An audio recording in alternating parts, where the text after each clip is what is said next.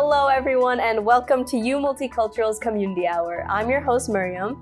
And I'm your second host Ibrahim.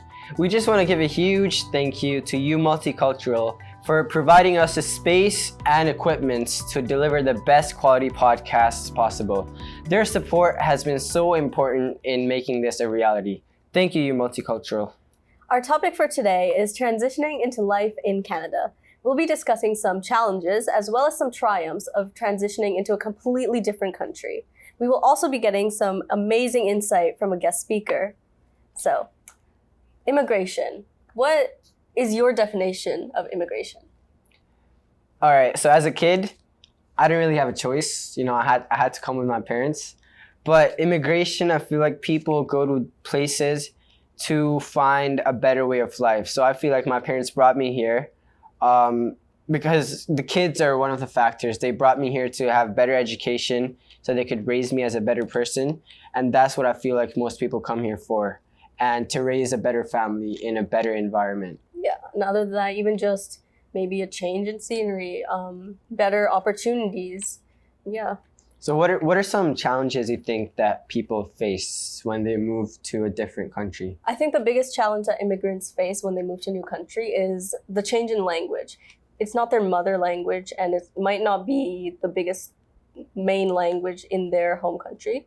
So coming to Canada, it's a huge shift in the overall culture. It takes a lot of adapting to just know that. Do you think they also feel that the weather is difficult for them to cope with? Definitely. It also depends on where they're immigrating from.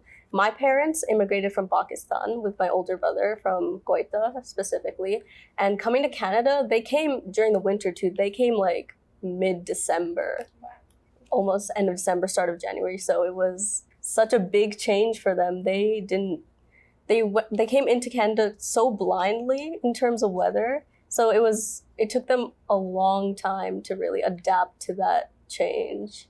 Yeah, me personally, I moved here from Saudi Arabia, and the weather there, it's just humid and super hot all year long. I don't even know if seasons is a thing over there. It just rains sometimes where I lived. But moving to Canada, I remember the first day it snowed, I was so happy. It felt like a special thing. But 2 weeks later, I got tired of it. It's just you look out your window and it's all white. Yeah, me too. And I was born in mid-January too, so I'm a winter baby. When I came here, I used to love the snow so much, but like you, I got bored of it after literally like 2-3 weeks. But the thing is here, the winters are so long too. Like it could be like April, May, and there'd still be snow here and there. So I found that really annoying. I used to love winter, like I said, but now it's not really the top of my list right now. Yeah, and those are just some of the challenges that immigrants face when they come here. Yeah. So now let's see what our guest has to say about that topic today. So we have Mrs. Amna Iqbal here with us today. She is the co-founder of Healthy Muslim Families, an organization that works to ease the transition of immigrants into the Canadian system. She's also a mother of 4, originally from Pakistan, where she did a bachelor's degree in commerce and a master's degree in business administration. She also majored in finance. She migrated to Canada in 2008 with her husband and her 18-month-old son. Ever since, she's been actively involved in the volunteer community, which eventually brought about the establishment of Healthy Muslim Families, which, as I mentioned, is a nonprofit organization. She is also the director of programs at HMF. The programs she leads are related to empowering women, seniors, children, and many more. She is still involved in the volunteer community here in Winnipeg, including being a member of the ICNA Sisters organization, in charge of the Winnipeg chapter for about 3 years, assistant in charge at the regional level, and weekend schooling, all at ICNA Sisters organization. She is also a huge fan of traveling and exploring new places. So welcome, Amna Auntie. How are you doing today? Thank you so much, Ibrahim and Mariam. I'm doing wonderful, alhamdulillah. First of all, peace and blessings upon you and everyone. And thank you for inviting me, and thank you for hosting it. Thank you to Multicultural also. Thank you for being here. So earlier, me and Miriam, we gave our own definition of immigration. So in your opinion, what do you think about immigration? Ibrahim, I think the question you have asked is a big question in itself. Immigration means to me change, and change is never easy. It brought a lot of challenges. Some challenges are good, some challenges are okay, and you learn from those challenges. I faced, just like you guys, the biggest challenge I faced was the weather. When I came, I was excited. I was happy. Yay, snowfall. I'm going to enjoy, and it's going to be cold because I also belong to Pakistan. And in Pakistan, the weather is always, I mean, not always, but a few months, because I belong to the capital city of Pakistan, Islamabad, which is surrounded with the hilly area. So it's the weather terms, it's very good. It's always in winter, it goes by -1, the below. Yeah. But other than that, it's always 40 plus degrees is over there during, in summer, in spring, and in fall also. So when I came in September. And when I came, it was like beautiful. But very soon, I think I still remember the first snowfall I have seen in Canada, in Winnipeg. It was in October, the end of October. And I was like surprised. I was like, all right, it's too early, because I thought December is going to be the cold month, right? But it was October, and so it was like that.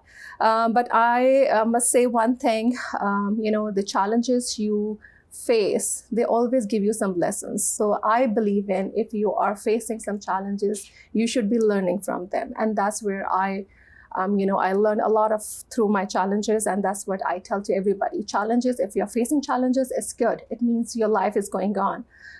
That's what I would define the word immigration, with the challenges and a change, which has never been easy, right?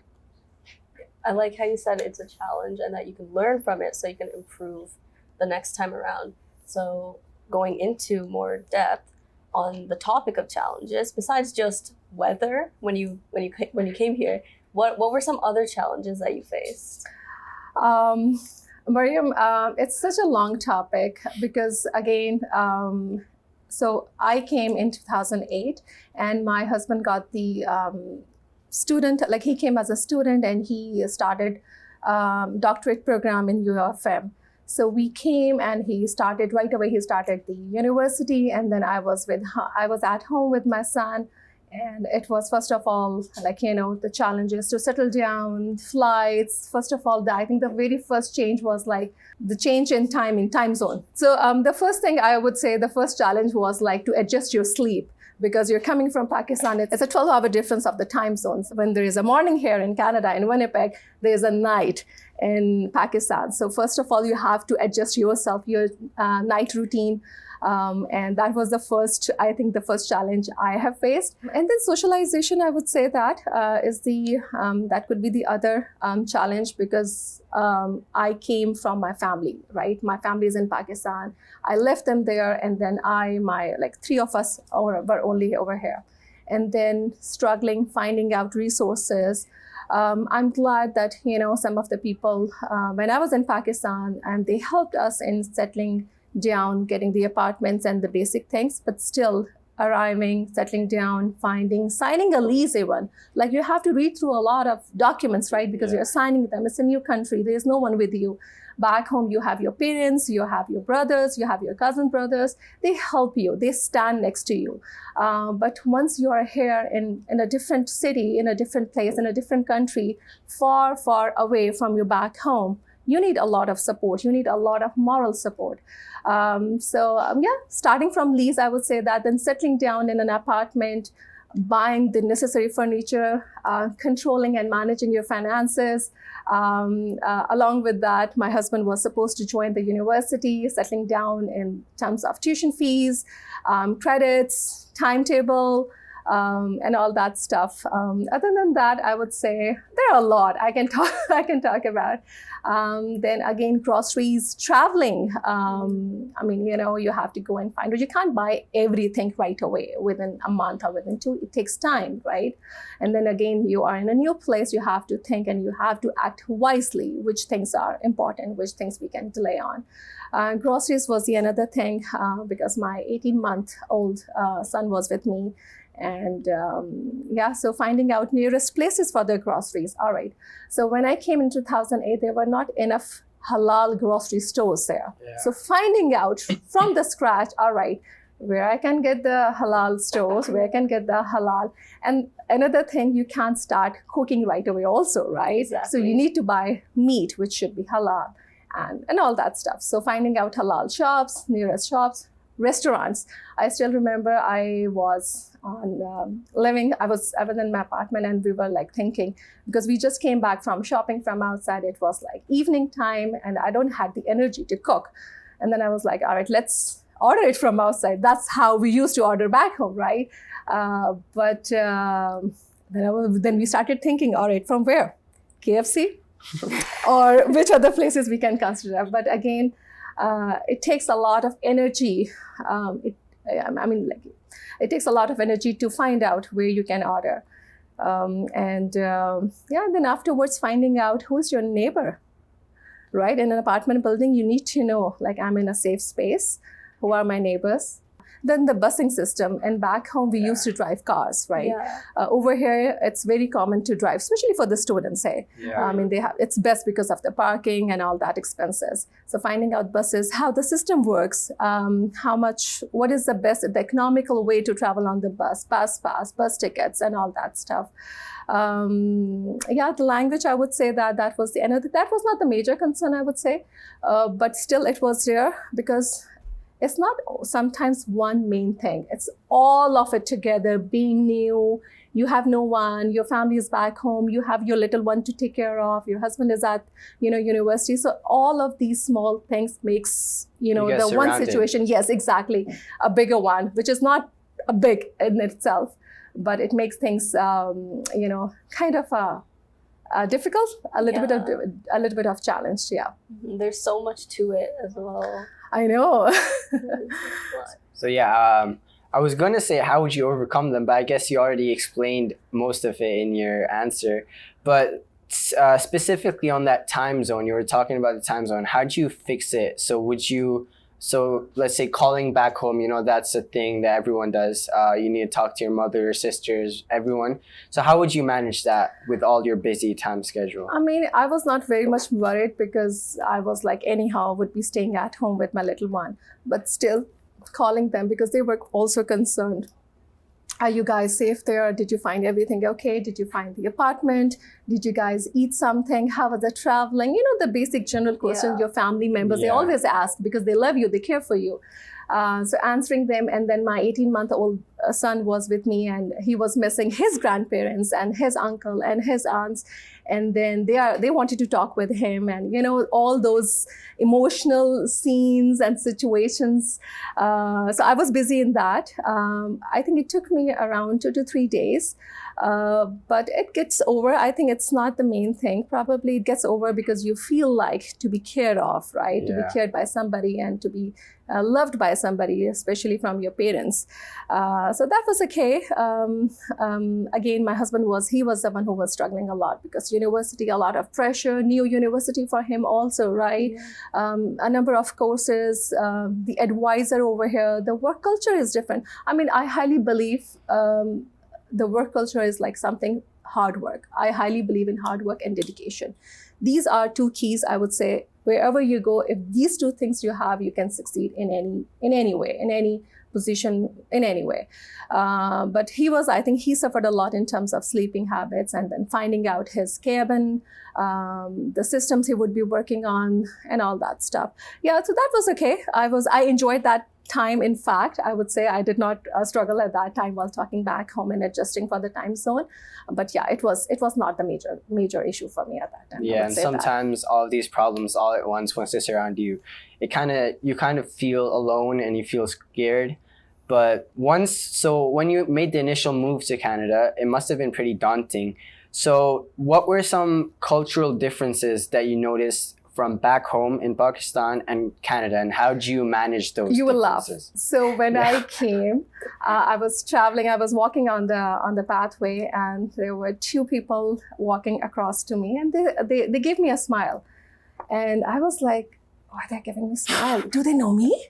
And then later on, I realized that's a culture over here. When they see somebody, which is no longer applicable nowadays, unfortunately, I'm very sad about this. So in 2008, when I was like walking on the road, on the pathway, two people, they come and they say hi, and they smile on me, and I was so happy. Like, first of all, I got confused, like, why they are smiling on me, and do they know me and all that stuff. But later on, then I realized, oh, that's how people greet you. Just a simple nod and saying hello to you. It's amazing. It's wonderful. You feel like they're making you feel nice and welcome to this place. So that was my first interaction with the people. And then the other cultural change, I would say there's nothing major in terms. I would say there's The nothing. environment, like let's talk about the environment, like the education system, you could say, how is that different? That's a good, education terms, I would say that I prefer to stay at home with my little one at that time. Beside that, I had a master's degree in business administration in the finance field. I still remember my grandfather. He called me from UK. He said, "Are you not going to pursue your career, Amna? How come? You get the education, and you studied for these many years. You should be working. You should be pursuing your career." And then I was like, I will, but right now I think I'm in a new country. I'm in a new place. My husband needs a lot of support. He's doing the doctorate degree at that time, which was supposed to be run by 5 or 6 years maximum. And it was a huge, pressure on me that, he can complete by that time, and, all that stuff. So then I was like, no, I want to stay at home with my son, because I really want him to be, surrounded with me. I wanted him to learn from me directly and indirectly. Sometimes you learn from the presence only. Sometimes you don't have to teach, right? Sometimes you're sitting next to each other and you learn from them. So I prefer to stay at home and look after my son. So yeah, those are very, let me restart. She just came. So I'll restart. Okay, yes. So those are very relatable. People can relate to a lot of those challenges and finding jobs, and especially when you have a little one with you. So that can be pretty difficult. So from shifting from Islamabad, you said, to Canada, you went from knowing almost everybody. You went from knowing so many people, having so many friends, and such a big family with you too. And you coming to Canada, now you know nobody. And I know you came with your husband and your son, but outside of that, how did you connect with the Muslim community here in Winnipeg? Not just Muslims, but other people. How did you develop some sort of a support system? Here comes a real challenge for me. So, after September, it was fall and then snowfall, and, everybody was struck. I was new. We didn't had a conveyance at that time, our own conveyance. And in that apartment building, I knew no one, no Muslim family, but although I had some other nice neighbors, but they were working 9 to 5 or sometimes in the night. So very less interaction. And then being new, I was scared also. So I preferred to stay inside the apartment, inside the house, watching Treehouse with my son, and, calling back home, talking to them and all that stuff. Let me tell you this, in 2008, there was no YouTube and there was no WhatsApp either. That's right, yeah. So there was only Treehouse. But I think by the time when spring came in April, I, get a chance to go out and meet, to go out and, visit a park. There was a park right next to my apartment building. So I was like, all right, let's go in a park and let's play there. So I remember my first meeting was with my friend, my very, very amazing friend. I met with her and we just started talking non-stop. I was like, oh my gosh. And her son and my son was like of same age. They started playing like they knew each other, like, since ages. And then that was the beginning. And then I was like, oh my gosh, I was like so much deprived of the social, like I was deprived from social isolation. I don't know if I said this word correct or not, so we started talking with each other, and that's the beginning. And then the summer came, we started going outside more often together. Then she introduced me to different families, and and then that's how I started meeting with new people, with new families. I still remember that was a good thing over here in the Muslim community, that if they know there's somebody new in the city, they always invite you. So that was the first thing. I remember it was a second day when I was being in Winnipeg. It was Eid. And I remember some of the families from my apartment building, from the next one, they invited us on Eid. There I met with amazing, amazing families, I would say that. And they guided us for a lot of things. Different programs for the kids. I can take my son there. Different shops, even though they helped me and even though they helped us also in getting some groceries done, some nice favors which really feels valuable to you, and they stays fresh throughout your life, right? So and then afterwards I think I would say that was Allah's plan, that he he introduced me to different amazing families, amazing friends. My colleague, Humaira is another example. I have known Sophia Ali also, amazing personalities. With them, I started doing a lot of volunteer projects.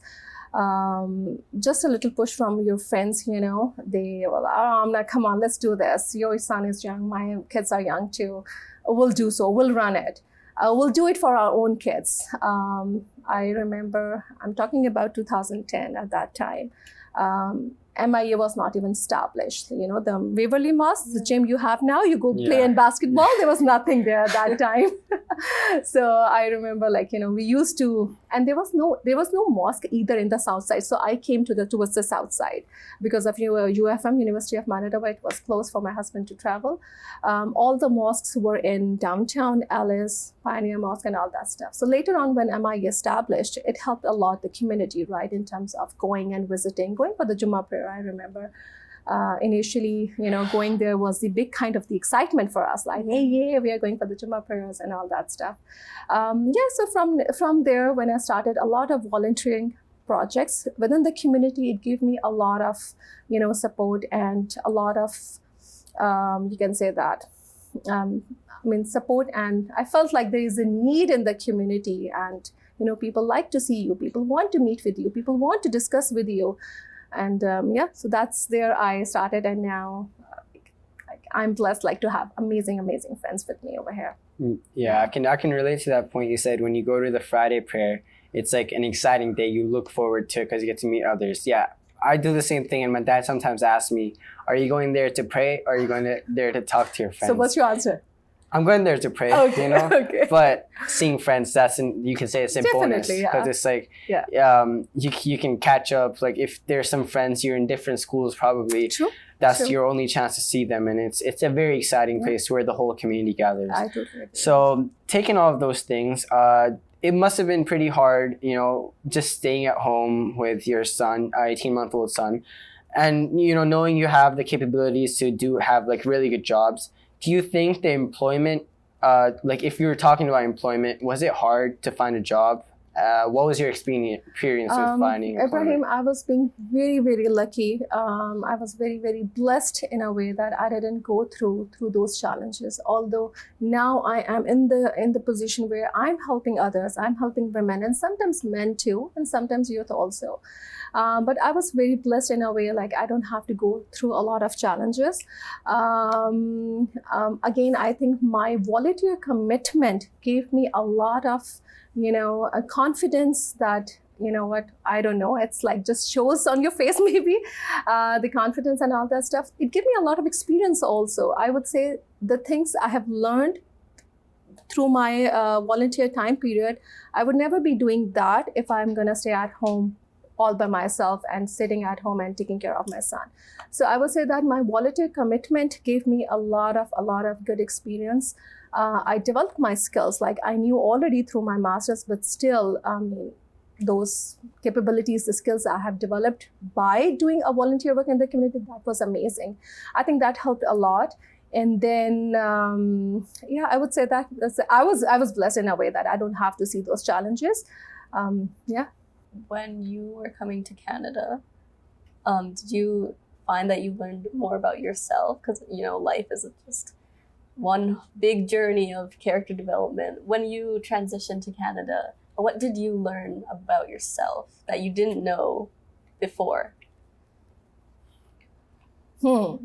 Something new you realized. That's a very, very deep question. You know what? It takes a lot of time to make your personality. It takes your confidence. It takes your skills. It takes your life experiences. It takes the experiments from your friends, from your family, through the support system you have in here and back home. It takes everything. Have you heard the phrase, it takes the whole, to raise a child, it takes the whole village who raises a child, right? Absolutely. So I think that phrase goes with everyone in any age. Mm-hmm. So whatever you're seeing me now, it is the sum up of everything from my previous life, my childhood, the upbringing of my parents, the support system of my friends, the support system of my families over here. So I'm happy with whatever I am now. As I mentioned, I always believe in hard work and I always believe in dedication.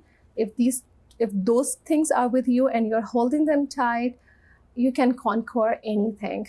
I remember I still discuss whenever we have meetings with funders or with different people in the community.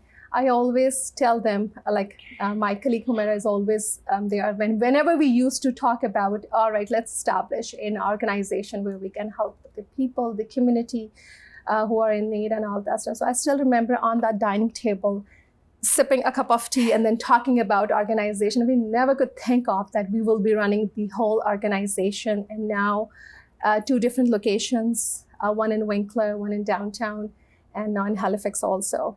So we never could think of talking casually about opening an organization. And I think it's everything has planned by God, by Lord. And I think it's just a help from Him, and then your friend circle and your sincerity and your good intentions. I would say that it helps you a lot. It helps you a lot. And now, if I think night, morning, managing, the organization along with my colleague, it's like I never could think of that. Managing all of this. At that time, if I could think of, that was not easy, yeah. You took huge steps that you didn't realize you would take. You didn't realize that you'd be here back then in 2008. So, and you took your family with you, of course. They helped you go. They led you to success too. So now focusing more on, let's say, your husband. So how would you say he adapted to the move? I think he had no time to think about to adapt, because again, the doctorate degree itself is very, very, time demanding and focusing and concentration and labs and all that stuff. So he was extremely busy in that. And I think he just adopted because he did the master's before. And he had that idea, if I'm going for the PhD, it's going to be, full day, sometimes evenings, sometimes nights also going to be spent in the labs. So he knew it and he adapted very well. He knew that he's going to catch the Salah in the mosque. I'm glad for the MSA, Muslim Student Association, and UFM, they had the mosque there. So he knew that, if he's going to study there, there's a mosque there. So he's going to go and catch his Salah there. So he was fine. I think it all depends upon your priorities. How are you going to prioritize your task and your wishes and all that stuff? So he knew that I have a family and I have to take care of. I have parents back home. I have to call them on a regularly basis, and I have to finish my, whatever task or the assignments being given by his advisor. and his supervisor. So he knew that. I would say, if you know your priorities, it's easy. It gets easier with the time. And definitely if you make lots of dua to Allah subhanahu wa ta'ala, He always helps you. And whenever there is sincerity involved, there is a name of Allah involved, things will get easier, inshallah. They always get easier. Yeah. Yeah, so that must have been pretty difficult for your husband to balance his studying with his family. So of course, your son at the time was 18 months old. He wouldn't have really remembered much about the move. But what do you think you noticed that later on as he grew up, did he like the environment he was in? And did that play a factor in how you raised him? That was a very good question, Ibrahim. In fact, that was the reason, because after some months, maybe by the time when there is a spring, I realized that he needs some social friends, like to whom he needs to go and meet and spend time and play and all that stuff. That was the time I realized, I have to find some outlet where he can go and play and meet with people, right? That is the start of my volunteerism. That is the start. I started talking with some ladies, and they were like, all right, Amna, we can do this. We can book the community center and we can, run the program there. And that's where I met, my colleague Humaira and my other amazing friends too. So we started with the scratch, with the intention to take care of our own kids with us, and then we opened it for the community, right? When we opened it for the community, a lot of mothers and parents from the community, they started coming towards us, and they were like, oh, we want to enroll our kids too into the program. And they're I think within a passage of time, the program got very popular, and a lot of parents started joining. They started sending their kids to the program, and that program, gave us a lot of, confidence. And there we realized, wow, there's a need in the community. And people are looking for those religious weekend schools or weekend classes where they can send their kids, and they can, so that, their kids can learn some quality education, their religious, education. Because what's the biggest fear when you come from an Islamic country to the non-Islamic country? So that, the biggest fear is to hold on to your iman, right? How can you hold on to your iman if you're not going to practice, if you're not going to spend time? That's how you lose your iman, right? Exactly. So we started with that, and then a lot of community members, they started coming, and they were like, oh, please enroll our children too. And so that was the main start, which because I started observing my son, I was like, no, he needs and by the time in Canada, there was another change. If we talk about change, and back home, you can send your child to the school when he's 3 or 2.5. Yeah. Over here, he has or she has to be 5 years old to start off the school. It made me more worried. Oh my gosh, I have 3 more years to take care of him at home. No, he needs to go and outside and meet with, people and all. So then I started looking for the preschools, daycares. Daycares were super expensive. Again, thinking about my husband is a student, I'm not working. And then sending him to the daycare, which is cost you a lot, right? And spending from 7 to 6 in there. Then preschools were also they have their own restriction. 3-year-old is the minimum requirement of the age if the child has to enroll. So those are the things which made me, to go out and, run the program with my friends. Yeah, and to think that you started this huge organization now, just over a cup of tea and a conversation, is so amazing to me. Yeah. And now you're greatly contributing to society like this as Muslims.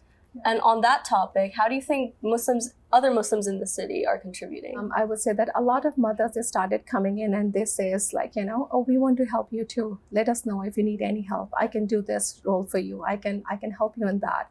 I can buy a snack for children. I can stand at the door so that parents can come and pick up their kids, right? Because at that time, only me and, 2 or 3, my friends were running the whole program. And we had no one. We had younger kids with us, and that's all. So these women, they started, all right, we can take care of this. We can take care of this. We can provide you with this, supplies, snacks. And sometimes you need the tangible support, but sometimes you also need intangible support too, right? Being there, saying good words, giving you a good feedback, it really boosts you up. And remember, what was our motive initially? Our motive was hosting a program for our own kids and then taking care of other kids if they are coming up, right? That was the initial motive for us. But again, yeah, the nice words, testimonials, feedbacks, they motivated us. And within the passage of time, I remember we were doing the one ceremony and my friend was hosting the graduation party, a graduation party of like 10 or 15 kids. And when she was hosting the graduation party and how parents were coming forward and taking pictures of their children.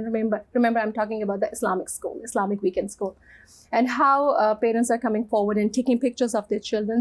Like, we get the feeling like these people were like so happy.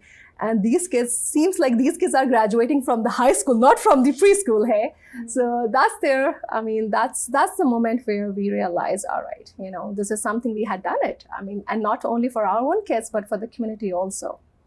So seeing their parents like taking pictures, it must have made you feel like everything was worth the while. We were looking at shock. Like, what's happening here? We didn't do something big. Yeah. But for them, coming up, forwarding into the leading position was amazing, was something big for them. And as an organizer of an event like that, you must have felt positive about yourself. You must have felt that I did things properly. Yes. I did it correctly. That's why I'm at a stage where I'm at right now. Yeah. So that all of that added to your experience. So now if you look back at experience and you were to give a new immigrant an advice, what would you advise them? Stay strong. Stay strong. Challenges do come. And again, if you're a Muslim, if you believe in Allah, make lots of dua for yourself.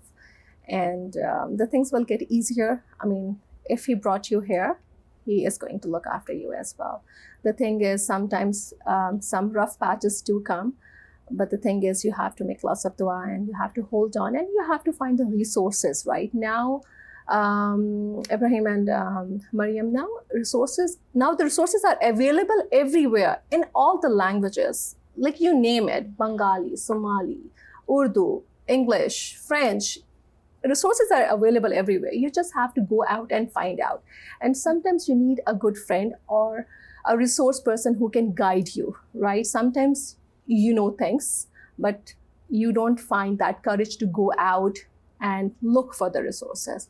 So I would say that, move, look around, talk to people. If you have concerns, if you have problems, talk to people so that they can help you out. We have stigma like, oh, if I'm gonna talk to somebody, he's gonna think or she's gonna think like, oops, she's in trouble and something like that, right?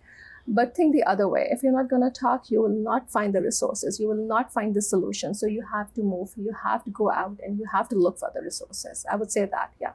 Exactly. And you just got to keep pushing at that point because there's not really any going back. Yeah. And I'm sure you look back on your experiences even while you were in Pakistan.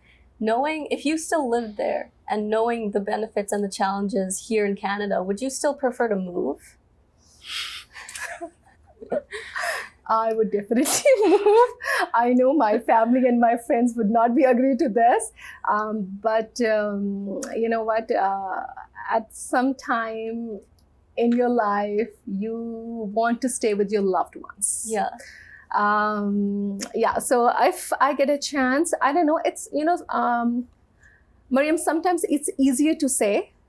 And when you observe and you feel that, it may change your opinion also, right? So I would say definitely if I get a chance to go back and live there, I would do so. But maybe after going there, then maybe I will change my mind and then I'll come back. But definitely, I think the main attraction would be for me, my loved ones, my family there, right? Yeah. So that I can spend some time with them and, I can be around them and all that stuff. Yeah, absolutely. All right. Thank you so much for your time with us today. That was really great answers from you. You went into depth and it felt like you were sharing everything with us. You were telling us your experiences, your challenges. And I really liked how you said it takes a village to raise a child, because in the end, if we see families when they come here to a new country, to Canada, most of the reason why they move here is for the betterment of their own child, to raise their child. And as kids, as myself, I have to realize that, like, I didn't just come here for no reason. My parents want what's best of me. They're my caregivers. They know what's best for me. So thank you very much. That was really beneficial to hear from you. Thank you so much. We also learned that there's so much more to that huge shift than we think. Because not only do you have to take care of yourself and ensure your happiness, but you came with your families. You have to make sure they're happy. You have to make sure they're adapted and that they know how to get their way around too. So there's so much to it. And that was it for today's episode of the Community Hour. We hope you enjoyed our conversation on a very important topic. And a huge thank you to our amazing guest today, Mrs. Amna Iqbal, who shared a lot of things that we can learn from. And last but not least, a huge thank you to you Multicultural again for providing us the space. See you next time.